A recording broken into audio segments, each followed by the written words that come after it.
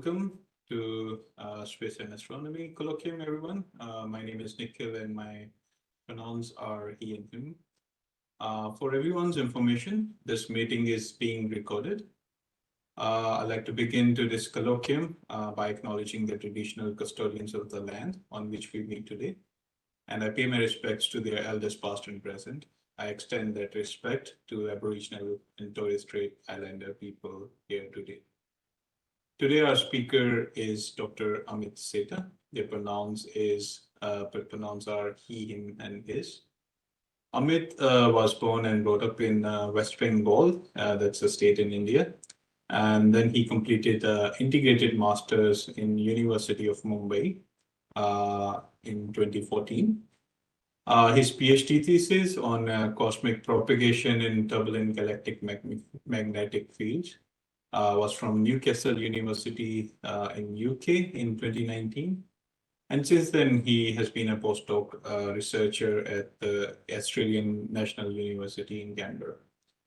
And Amit is working on astrophysical turbulence and magnetic fields. His research combines theory and simulations of turbulence and magnetic fields with radio observation.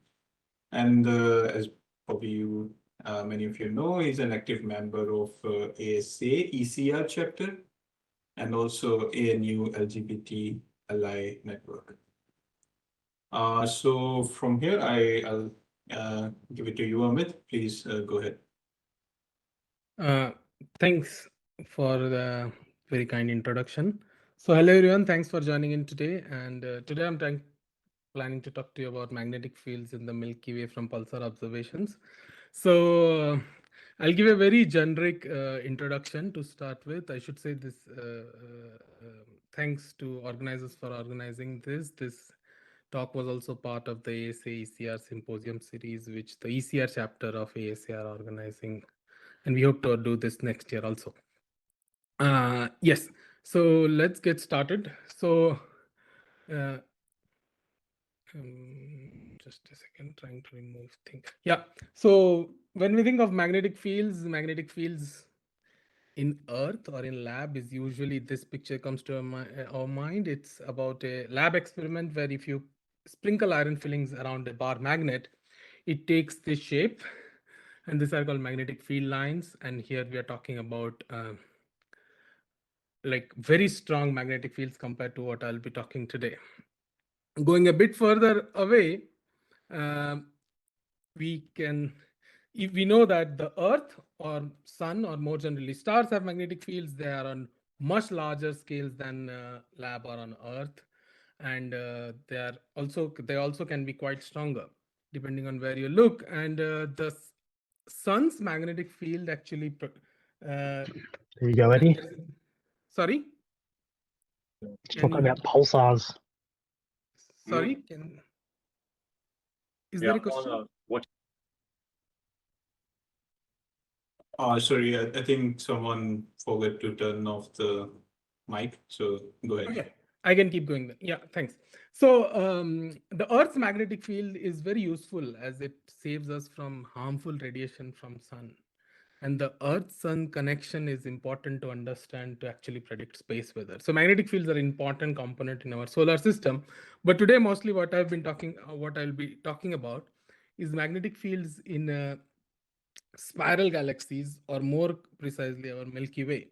But to give you a general introduction, this is nearby M51 galaxy. The background image in both left and right panels is the HST data. And the drapery pattern, which this line integral convolution. So this drapery pattern, which you see on top of both these images, is polarization data. On the left hand side, from the far infrared polarization, which probes more of the colder, denser regions. And on the right hand side is radio polarization. So this is using SOFIA telescope, and this is using VLA and Effelsberg. And you can see that even visually, the structures are a bit different in colder and warmer ISM. And this has been one of my very recent interests. How does magnetic field differs with the phase of the ISM? And though I'm just showing magnetic fields in a spiral galaxy, even magnetic fields are observed in ellipticals. We have done bit of work on those, and even Liz did. So the first two were statistical studies. So we had lot of elliptical galaxy, and we looked at background sources. But this is a single source, and even the magnetic field there was much stronger than what we saw in the statistical studies. And it's not completely clear also how magnetic field properties differs with the phase of the ISM. And this has just been beginning, so I just thought to introduce big questions first before going into the details of the talk today. Magnetic, so now like introduction with some numbers. So the interstellar medium is a very dynamic medium. It literally means stuff between stars. It consists of thermal gas, cosmic rays, dust, and magnetic fields. Today's talk is primarily about magnetic fields. The magnetic field in the ISM, so the thermal gas is like, it can be further divided into hot, cold, and warm phases, which I was showing in the last slide. But today the talk is primarily about how to measure magnetic fields in Milky Way using pulsars. I'm mostly talking about magnetic fields. There are various magnetic field tracers. All kinds of polarization, synchrotron polarization, optical polarization, dust polarization, far infrared polarization, Z-man effect for Coulter denser regions, and pulsars, which is the talk today. And also recently FRBs for extragalactic magnetic fields, though, mostly. And in galaxies, it is from various observations, it's known that the magnetic field is around 10 microgauss. And it turns out that if you put this number, the energy density of magnetic field is comparable to other components. So it forms a very important ingredient of the interstellar medium of galaxies. Thus, it's important to study. Physically, how does this magnetic field come about? Is because the interstellar medium is turbulent. This is known long back. This turbulence is mostly driven by a variety of sources again, but most actively by supernova explosions, supernova bubble explosions. Stars end their life in this explosive events, which stirs the ISM and which introduces turbulence. And a rough scale of turbulence is around 100 parsec. And this turbulence amplifies magnetic field. And this process is known as dynamo. George has also worked on this a lot. And it's a very active area of research. And based on observations, the magnetic field is divided into large and small scale components, where the large scale component basically means magnetic field which has correlation length much larger than the driving scale of turbulence, which is around 100 parsec. And the small scale is when the correlation length of magnetic field is comparable to the driving scale. By correlation length, I mean the length scale roughly on which things are still connected, that things are still correlated. And it turns out that this small scale field is spatially intermittent, which I'll talk about in a bit. But the big picture is, again, why should we study galactic magnetic fields? First of all, because the magnetic field, we are interested in magnetic field itself. Like the magnetic field itself is an interesting ingredient to study, but also primarily because of its energy content, it aids many other processes in the ISM. For example, star formation, Parker instability. It controls small scale gas dynamics, galactic outflows and winds. It can also heat up the ISM by magnetic reconnection. And all the synchrotron radiation we see is magnetic field contributes to it. So it's a very important component of galaxy's magnetic field. And for the Milky Way, we are blessed to have some pulsars. So we can use them to study magnetic field in our own Milky Way. Before I move ahead, I would like to just quickly explain this. What do I mean exactly by spatial intermittency? Because this will come up again. So if you think of so this is slightly small, very small few slides, introduction to intermittency. So intermittency, or more generally non-Gaussianity, or volume fillingness, and filamentary also it's called sometimes, is basically distribution non-being Gaussian, as it clearly says, non-Gaussianity. So if you imagine a 1D case where you're picking up random numbers, a Gaussian distribution will be something like on the top line. Like you have numbers which are, suppose this has like mean of 0.5 and standard deviation of 0.3 or 0.4 or something like that. So you'll come up with these numbers. A It's very similar distribution if you think of in 1D of the second line, then it would be non-Gaussian. By that I mean that more or less there are numbers which are same as the previous line, but once in a while you hit a huge number which is way far away from 3 sigma. So this is the non-Gaussianity. This introduces non-Gaussianity. So there are these rare peaks, but they are way far away from the bottom line. So there's a random fluctuating component in the background, and then you have a huge peak once in a while. So this is called as intermittency. Visually, I'm showing this one from one of my simulations, which I'll explain more in detail, is if you look at strong magnetic fields in a simulation, in an MHD simulation, you'll see these snakes, these filamentary structures. So the magnetic field is not non-zero between these two filaments, but it's extremely weak compared to this filament. So this has a non-Gaussian or intermittent distribution. And one can statistically more concretely study it from the probability distribution function. So if you have a Gaussian random magnetic field, the red line, it would be red line. It will be like red line.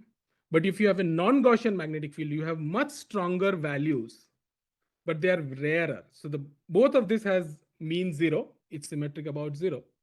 But here you can have much stronger, much larger values than 3 sigma. So this is the idea of non-intermittency. And this comes up as a heavy tail, a tail in the distribution.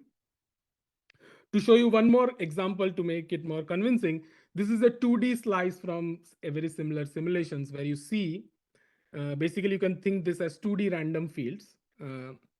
And the magnetic field is much stronger in these regions, the yellow regions compared to what in between, and the Gaussian everywhere is very similar because everything is within 3 sigma. And both of these fields, which I'm showing you here, have exactly same power spectrum. So if you literally go and take a Fourier spectrum of this field and this field, they have exactly same power spectrum, but very different PDF or probability distribution function.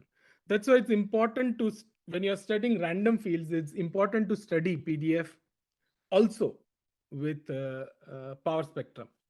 Of course, like just to clarify, this is some kind of a scam. Basically, I generated Gaussian magnetic field from the non-Gaussian itself. That's why they have same power spectrum. And the way in this case it was done was, I take this non-Gaussian field or intermittent field, take a Fourier transform, go to Fourier space, randomize all phases by adding a random phase. So keeping the magnitude same, and then take an inverse Fourier transform. And this gives the Gaussian component. That's why here it's by construction to just illustrate this effect. Both the Gaussian and non-Gaussian magnetic fields, or more generally Gaussian and non-Gaussian random fields, have exactly same power spectrum with very different PDF. So in this talk, we'll look more at PDFs because we are interested in the random fields in the galaxy. That's why this is just a small introduction to it. Going back to the topic of today is about Milky Way magnetic fields from pulsars. But what I'm showing here is Milky Way's magnetic field from Planck. And as you can see, this has a very complex distribution. Like there are these filaments, and it's stronger in the plane and weaker outside. And it's not necessarily symmetric around north and southern hemisphere.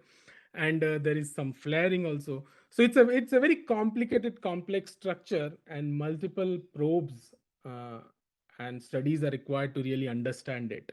It's not a very simple field. Like everything in ISM, it's also very complicated. And today I'll be using pulsars to give a very brief introduction. Pulsars are rotating magnetized stars, and you have this effect. A lot of pulsar research is done at CSIRO.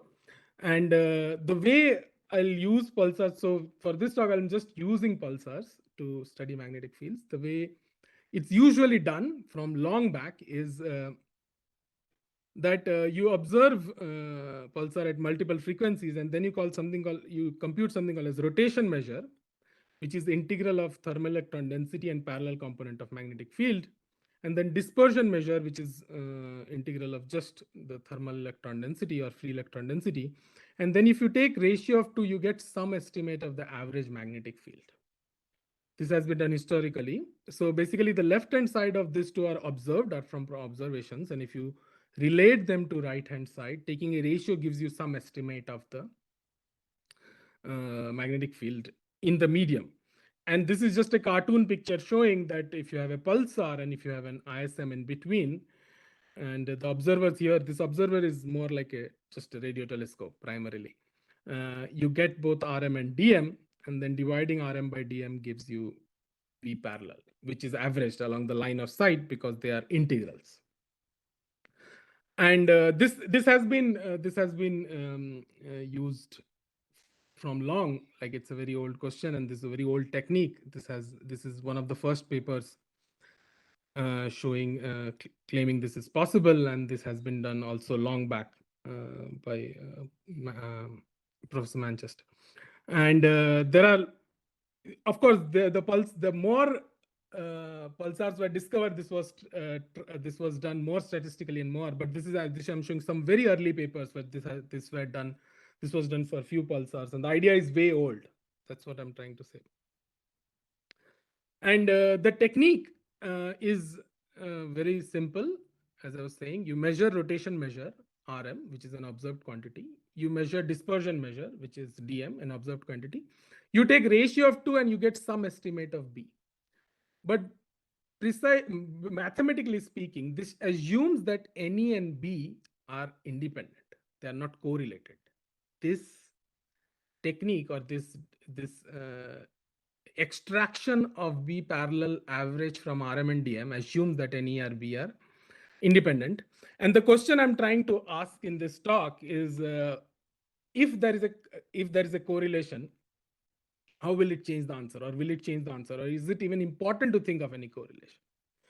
And then the next question we ask is, where do you expect such a correlation? So if you imagine a parcel of gas, a small parcel of gas, this very cartoon picture over length scale L, and if you compress it, if there are sufficient compressions, then you will enhance B and also locally the thermal electron density, because you're just bringing material in.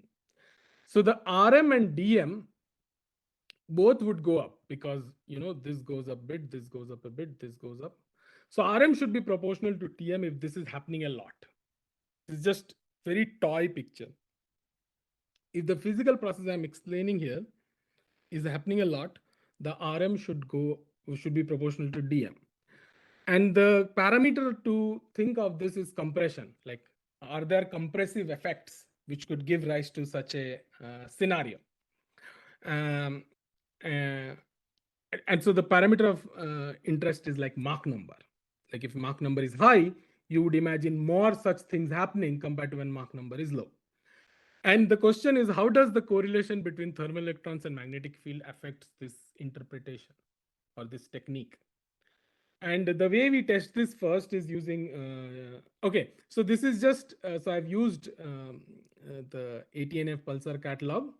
And if you just blindly take mod of RM. So RM depends on parallel component magnetic field. So it can have both. It can be positive or negative. It has a direction. So if you take RM from, this is all observation still now, observed RM and DM. And if you plot them on 1 to 1, you see there is some linear dependence. This is on log scale. And this is done with like around 1,000 pulsars taken from the ATNF pulsar catalog.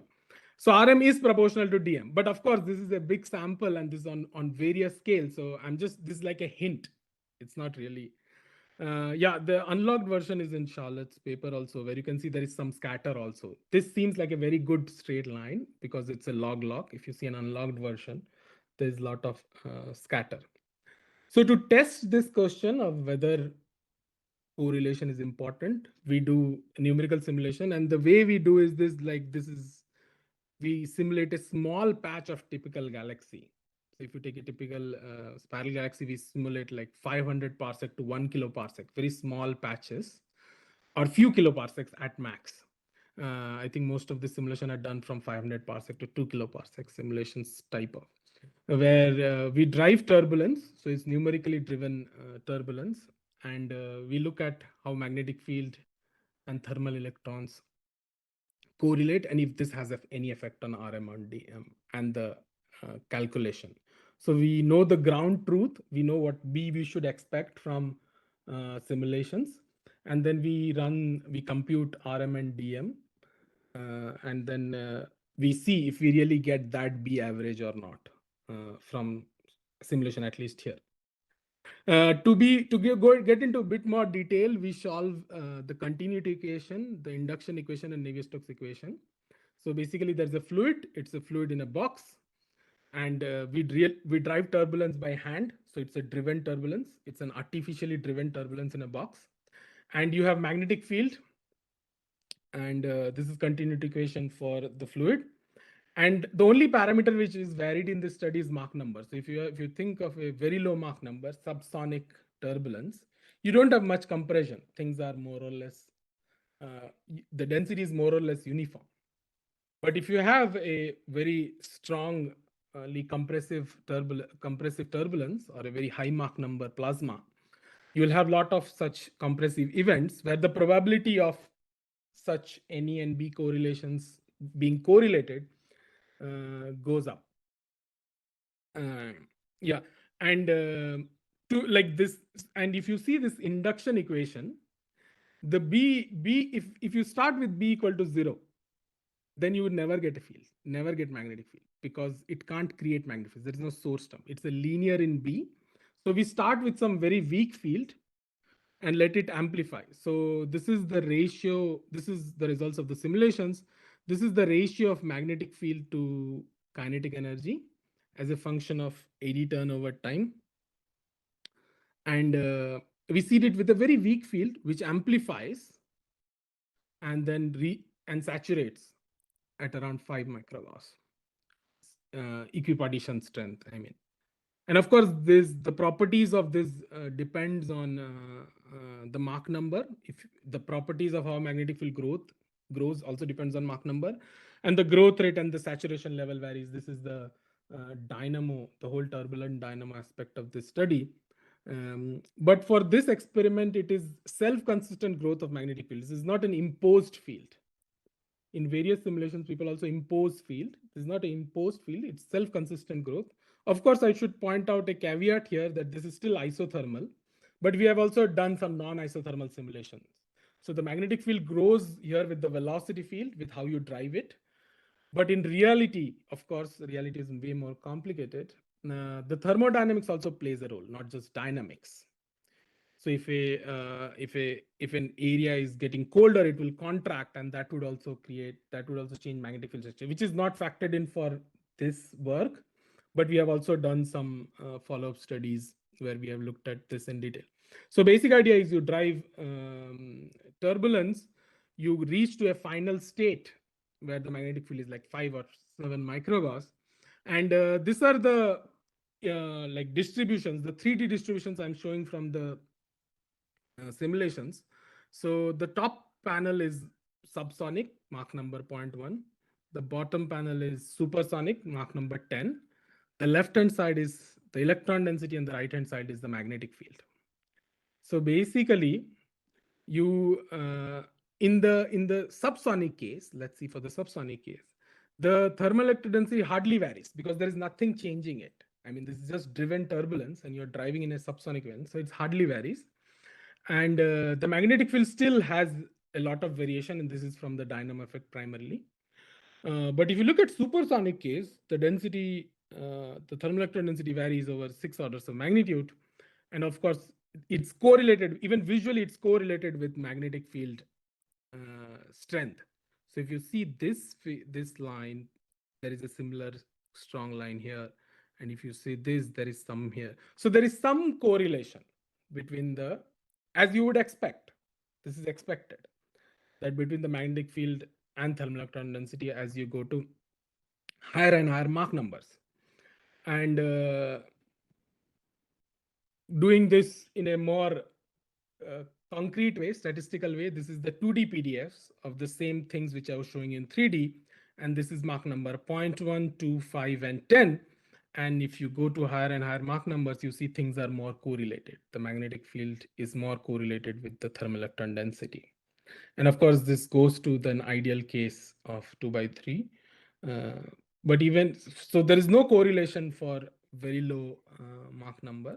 But as you keep increasing Mach numbers and as you really reach supersonic states, the magnetic field and thermal electron density are correlated. And now the next bit is to compute Rm and Dm from it. You have NE, you have B parallel. So you can compute Rm, and then you have NE, so you can compute Dm. So these are just integrals. It's much simpler with the simulations because the 3D data is available. And these are again distributions. Okay, it's a very busy slide. So this is again different Mach numbers, Mach 0.1, 2, 5, and 10. And these are the distributions. The solid lines are Rm by Dm, or more correctly 1.232 Rm by Dm. And the dashed lines is the actual B parallel or the ground truth from the simulations. And they match very well for the low Mach number case. But as you go to higher and higher Mach numbers, the B parallel still remains Gaussian. And there is a huge non-Gaussianity for Rm by Dm. So the Rm by Dm becomes more intermittent. They do go to much higher values than 3 sigma of B parallel. And this is not because the magnetic field is locally high. It's because NE and B are correlated. There are more such structures along the path length where NE and B are correlated. So the more you have a supersonic turbulence along your path length, the more you see the effect of NEB correlations because it's more of such there. And this can become, so this is again very similar plot, but now I'm again showing a 2D PDF. So this is again, the x-axis is Rm by Dm, and sorry, y-axis is Rm by Dm, and x-axis is the ground truth or B parallel, as we know from simulations. And for low Mach number, it's like sitting on top of each other, and the spread goes up. And at very high Mach, which is Mach 10, even on an average, the difference can be factor of 3. So the estimate of magnetic field from pulsar observations by dividing Rm by Dm, or 1.23 to Rm by Dm more correctly, can be off by a factor of 3. Like even statistically can be off by a factor of 3. If it is, if there is a lot of such correlated stuff in along the path length. So so this agrees with our expectation. We were expecting this, that when the correlation goes up, the estimate or the technique won't work. And we showed this with simulations. We know now in a turbulent setup also, at very high Mach number, it can make a difference. And now we go to observations again. So this is the PDF of Rm by Dm from observations, exactly the data I was showing before from the ATNF pulsar catalog. And it's a very good Gaussian distribution, at least from 1000 pulsars, what I had. So from whatever observations we have, it looks a very good Gaussian distribution. The non-Gaussianity is very low. The tail, there's no weight in tail. So this is all observations, by the way, now. And we fit a Gaussian distribution to make sure how far it is from Gaussian and stuff like this. Those are details. But one big inference from this analysis is that the ISM on scales which are plotted by pulsars. Now, pulsar is at different points, so there are different distances, is not supersonic. On the average length scale is around like 5 kiloparsec. And the width of the sigma of this distribution is a measure of the small scale field strength. This we know, this we checked with the simulations also. So which here comes out to be like 1.5 microwatts. So just from looking at these PDFs, because we have standardized experiments from numerical simulations, we are able to infer this. Going a bit further, this is now the same sample, but now I've divided between what is, I would call within the plane, or more correctly within plus minus 5 degree and beyond it. Pulsar is now divided into two populations. One is closer to the disk and away from the disk. And there is no significant difference between the two. This was motivated by the fact that pulsars which are closer to disk goes through a larger regions, or possibly go through a larger regions where the magnetic field and density are correlated. So the correlation is probably affecting pulsars which are going through more of the plane. So this was, but there is no significant difference. The numbers roughly remain the same. This is again that same plot I showed, RM by DM, RM-DM correlation, and this is the PDF. Going ahead, we also compared it with known molecular clouds where they have negligible NE. So this is the PDF of RM by DM. It's still very non-Gaussian. It's a very good Gaussian distribution, and doesn't matter if. So this experiment is done. So if there is a molecular cloud known from the CO data taken from this survey, and if there is a pulsar along that line of sight, that is put into bunch 1, and all thus pulsar where there is no CO reported according to this data are put into second bunch. This 2 bunch doesn't show any difference. So this might be because there is no NE in molecular clouds, and when you go to very cold mediums, there is no free electrons, not much free electrons, or they just occupy a very small path length to make any difference. So there are correlated structures, but they just occupy a very small path along the huge kiloparsec scale, and then that's why it doesn't make any difference. So this is all observational, trying to find the same effects of correlation from observations. We went a bit ahead where we looked at H1. So this is column density taken from HYPE-4Pi survey. And the idea is that if along the line of sights where the column density high, probably the thermal electron density is also high. And if the thermal electron density is correlated to magnetic field, then it would imply that RM by DM should also be correlated with the column density. And this is observed quantity, this is observed quantity. And we don't find any such correlation. In fact, it's very flat. Of course, there is a lot of scatter, as you can see, but it is very flat. There is no systematic trend at all. So the conclusion is that probably on kiloparsec scales, NE and B are not correlated, like the correlation, or such correlated structures are around, but they just occupy too small a volume to make any difference on this scale. This is using H1 data. Going a bit more ahead, a more direct probe of NE is H alpha. So again, the same kind of argument, if H alpha is proportional to NE square, and if NE is proportional to B, if that is imprinting in pulsar observations, then RM by DM should be proportional to H alpha. Like there should be some correlation. But here also it's a very flat line. So on this, again, the conclusion is same. So probably on kiloparsec scale, the NE and B are not correlated at all, or if there are such volumes of correlation along the scales, they occupy a very, very small region to make any difference to kiloparsec length scales.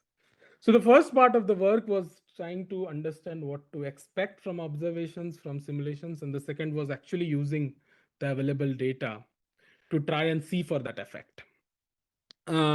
Yeah, that's all. I'll quickly conclude. To sum up this, from simulations, we found that 1.232 RM by DM is average B parallel, but this depends on Mach number. One can be off for supersonic stuff. But then we looked at a lot of observational data, and we found out that ISM is not supersonic on this larger scales. Probably it's transonic. I should say this is also known from other surveys. It's just, and we reached the same conclusion from some other way. The magnetic field strength, as we estimated from this pulsar data, is around 1.5 microgauss on smaller scales. So it's the width of the distribution, not the mean. And we tried to correlate RM by DM with various treasures, with H1, H alpha, CO, also Zeeman measurements, which I didn't show. And there is no correlation. So the conclusion is that 1.232 RM by DM gives the correct estimate on kiloparsec scale of B.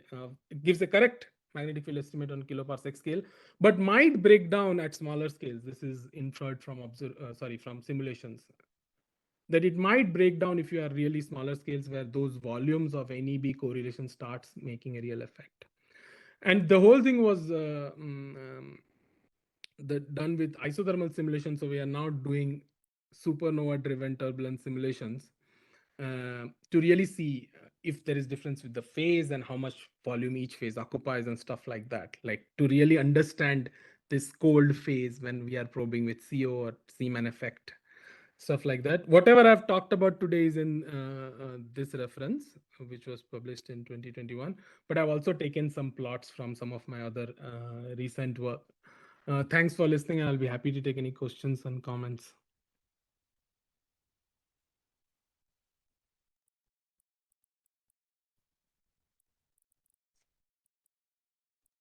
That's great. Thanks a lot, Amit. I think it's very informative, and the kind of results you got from simulations and observations very enlightening. Thank you. We have time for a lot of questions. So who wants to go first? We have summer students in the house as well. So please go ahead, you guys as well. Yeah, we have Ron to start with. Yeah, I had a comment and then a question. Another measure of the turbulence in the interstellar medium is some unpublished measurements of scattering, which John Morgan has done, in which you use interplanetary scintillation to map out the regions where there's more scattering, increasing the diameter of the radio sources. So if you haven't seen that, you might try and get hold of John Morgan and compare that with your data. Would be another interesting comparison. In this case, it's a measure of turbulence multiplied by NE.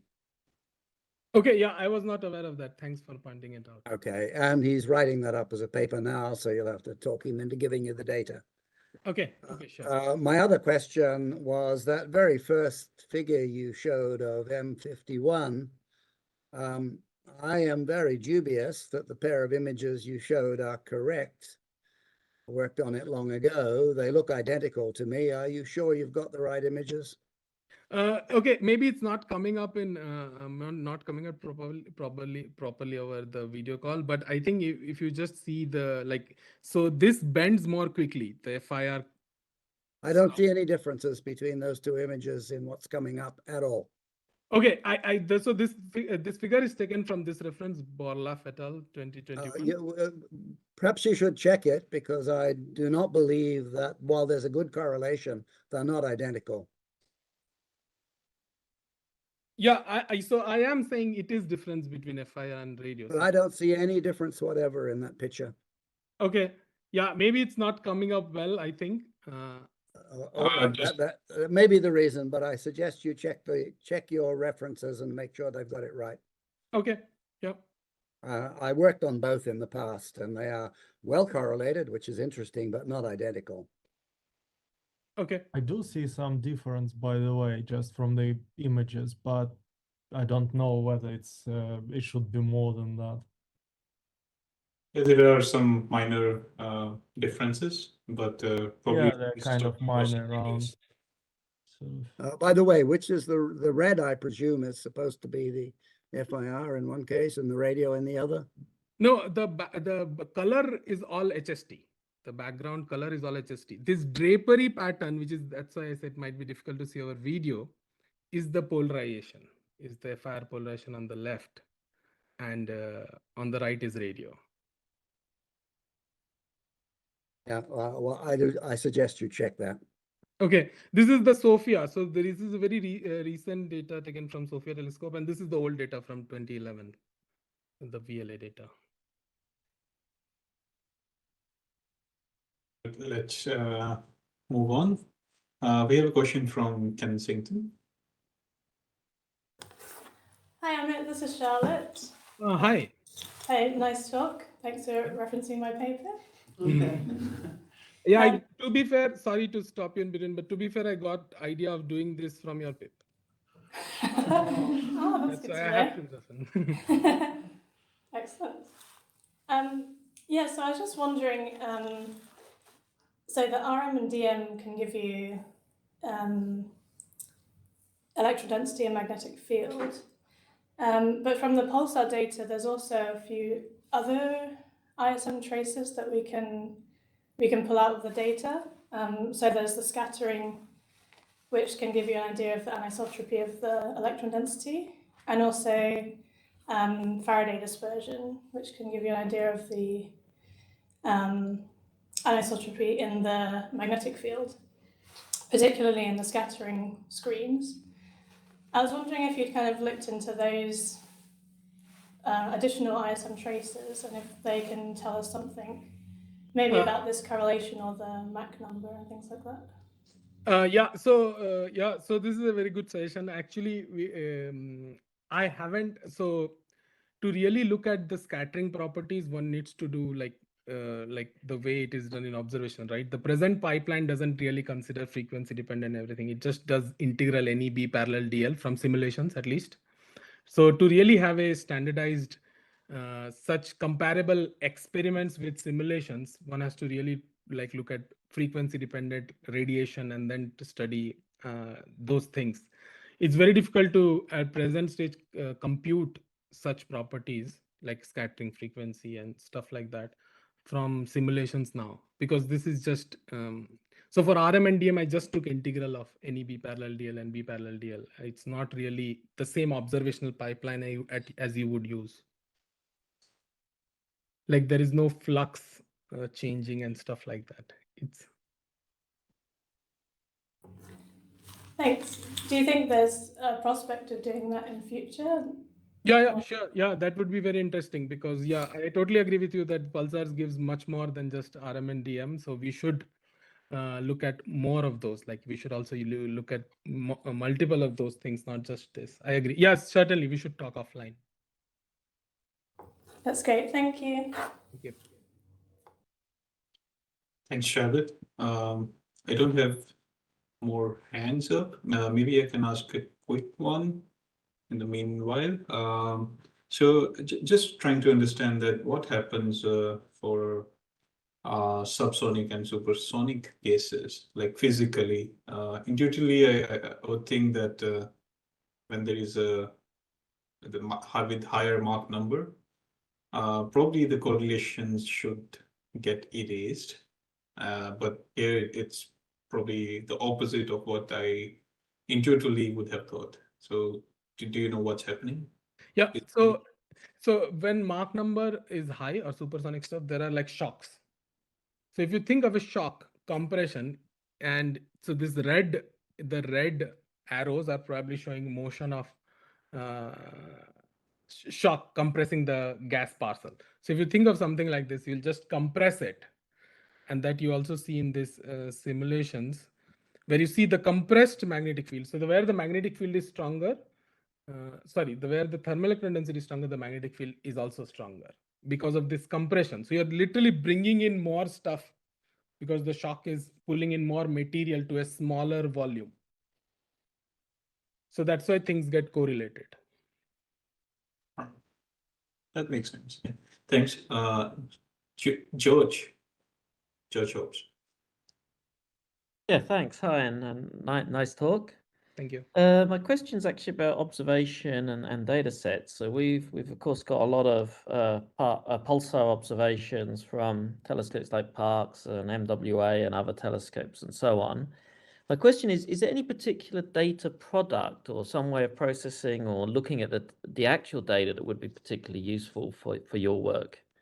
Yeah, so there's one thing which I've been thinking from long is that with pulsars, there are this very long-term measurements of fluxes, right? Like we know, so I think they probe basically smaller scales in thermal electron density and by extension, smaller scales in velocity and by extension, smaller scales in magnetic field.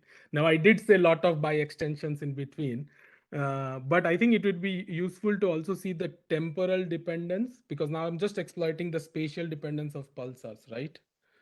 Like where they're located, and I'm just correlating with various treasures. But I think it will be useful to look at temporal profiles of pulsars to probe small scale turbulence and magnetic fields. So time series analysis will be very useful. And I from what my very little, I should say, understanding is that that data is very good and rich, right? You could correct me, Charles. Yeah, I think we have lots of data sets Yeah. that you might find useful. Yeah, agreed. Agastya? Thank you. Great talk. I think at the end of George's question, you kind of touched on my question, which was about whether just one single DM and RM measurement, and you'd have probably measurements 50 years apart for some of the pulsars, whether that would have any significance to your results. Yeah, so so I think the point is this fluctuation in, so that presently we don't have, I think there are some, sorry, but there are some messages which can't see, but maybe you can tell me, Nikhil, later. To come to your point, I think the temporal fluctuations in those profile basically means a fluctuation in thermal electron density. And I think that step is known and I think has been done a few times also. But I think I'm more interested in the next step, where if we can tell about turbulence, and from that turbulence magnetic fields, because the longer time data set we have, we can go to smaller and smaller time scales, which implies smaller and smaller length scales. So we can probe turbulence and magnetic field as much smaller scales. But I still think we need multiple pulsars to see this, because one pulsar can be just one line of sight, right? So we'd still need data from multiple pulsars. I think that is still true. But what I'm presently exploiting in this talk is just spatial information, like where they are and where is H1 in galaxy and where is H alpha in galaxy and where are Zeeman measurements in galaxies and where is CO in galaxies. But I think the temporal data would be a very good addition to this study, I think. Yeah, okay, yeah, because George mentioned we've got plenty of data, so it would be useful to kind of stay in touch. And do some work Sure. there. Yeah, certainly. Dick? Oh, hi. Yeah, it's Dick Manchester here. Hi. Yeah, I enjoyed your talk. It's interesting stuff. Thank you. I was pleased to see your conclusion that your simulations basically say on the large scale that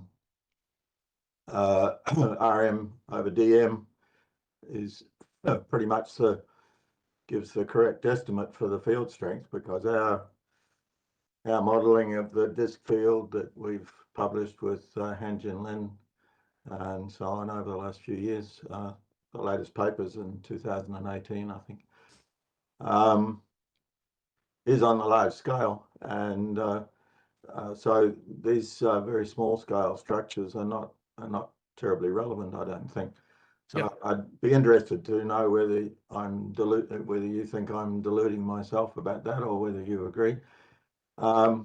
Just the other comment is that these small scale structures certainly are relevant for scattering, and you know, that's a whole different field. And Charlotte sort of mentioned that, and I think one would have to worry a lot about these things with in studies of scattering. But so far we've done some work on that with Bill Coles, but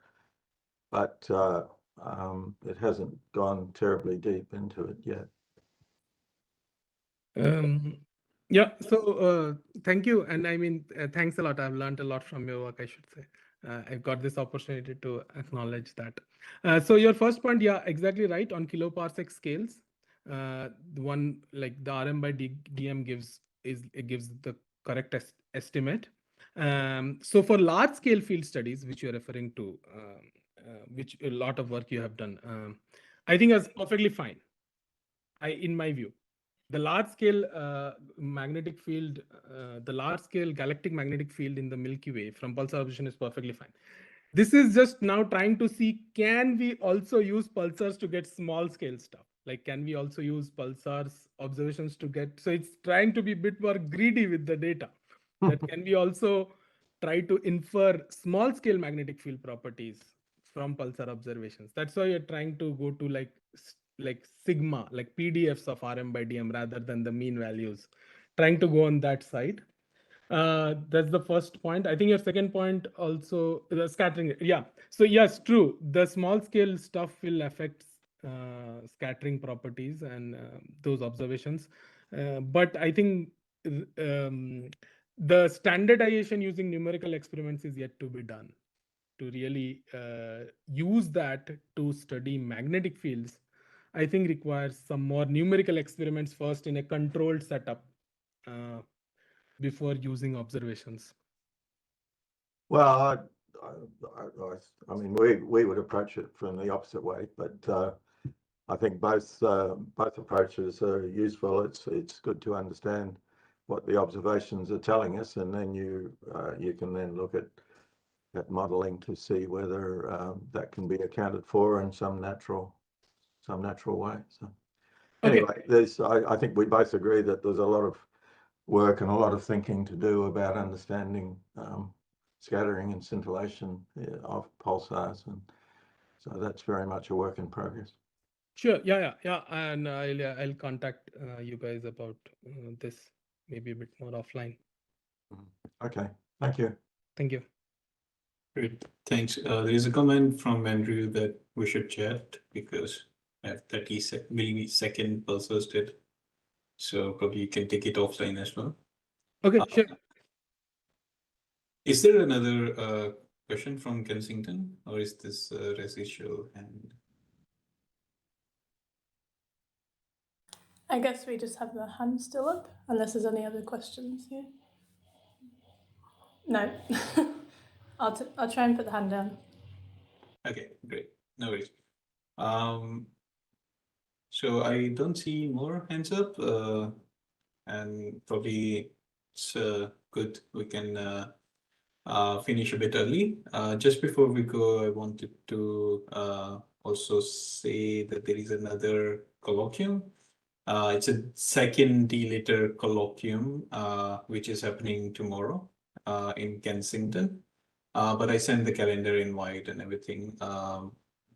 And I'll send another reminder for tomorrow's colloquium. It's a bit late for people in the East. It's at 6 p.m. AEDT, but for West, it's at 3 p.m. So hopefully I'll see you, some of you, tomorrow. But let's just thank our current speaker before talking about the next speaker. Thanks a lot, Amit Seta, for doing this, and thanks a lot for all the questions and from the audience and your replies. Thank you, everyone. Thanks a lot for the opportunity and all your questions and comments. Thank you all. Have a good rest of your day.